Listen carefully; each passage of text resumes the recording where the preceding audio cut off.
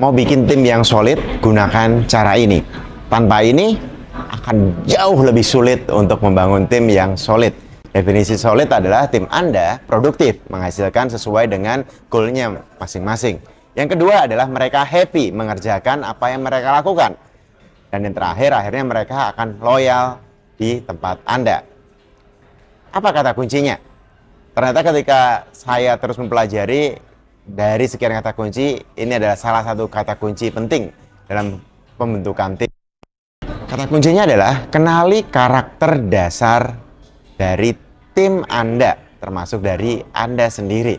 Dulu kalau kita mau rekrut orang, mungkin kita akan rekrut dari nilai pelajarannya, kuliahnya di mana, jurusan apa, atau saat interview bisa jago ngomong atau enggak, meyakinkan atau enggak, semangat atau enggak, ceria atau enggak. Itu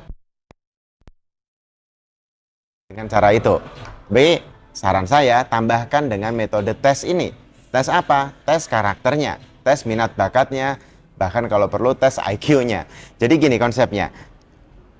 Ternyata sekarang sudah ada banyak tools yang bisa digunakan untuk mengetahui karakter seseorang secara umum. Saya selalu bilang kalau ada 1000 orang di ruangan ini, itu berarti ada 1000 karakter. Nggak ada manusia bisa kita kotak-kotakan, bisa kita generalisir gitu bahwa dia A, dia kategori B, dia golongan C, enggak. Tapi ternyata dengan tes ini membantu kita kalau kita membangun tim dalam jumlah besar.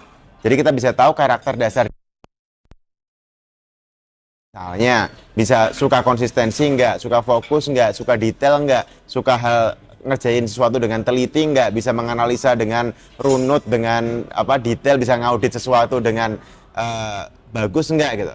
Kalau iya, mungkin untuk posisi seperti ini ditaruh di keuangan akan jauh lebih pas. Selebihnya contoh misalnya, oh dia orangnya ternyata naturalis, dia ternyata intrapersonal, dia sukanya kerjanya certainty, dia ternyata suka pekerjaan yang berhubungannya dengan alam gitu. Mungkin kalau ditaruh sendirian di tengah kebun sawit 3-4 bulan nggak ketemu orang, dia tetap happy. Jadi hal-hal kayak gini membantu kita untuk siapa kata.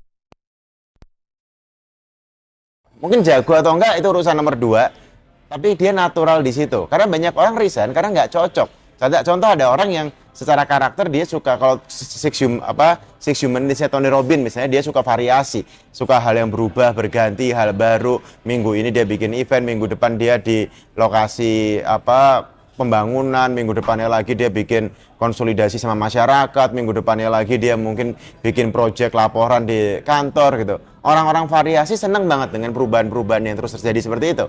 Tapi orang-orang yang 6 unitnya certainty, dia tersiksa banget yang namanya kerjaan ganti-ganti. Bisa ada kejelasan kalau ngomongin job desk-nya apa, lingkup kerjanya apa, lemburnya gimana, dan seterusnya. Ketika dia dikasih kerjaan yang gonta-ganti, stres berat.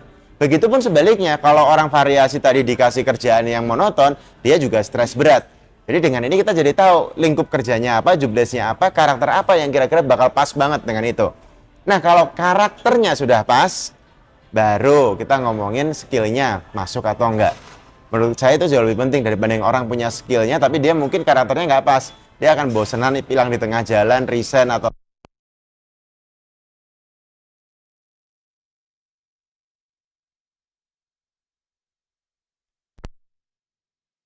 adalah CEO-nya Southwest Airlines, salah satu perusahaan penerbangan di Amerika terbaik di dunia. Jadi dia penerbangan murah tapi terkenal banget dengan servisnya, pelayanannya yang luar biasa banget. Jadi istilahnya tuh banyak banget, ada ribuan cerita beredar di sosmed tentang servis-servis yang luar biasa yang diberikan oleh timnya atau karyawannya Southwest Airlines. Dari mulai ada pilot itu ngebut ya karena ngejar si penumpangnya itu mau makamin ayahnya, sehingga dia harus ngejar jam sampai ke tujuannya lebih cepat biar bisa connecting flight gitu. Ada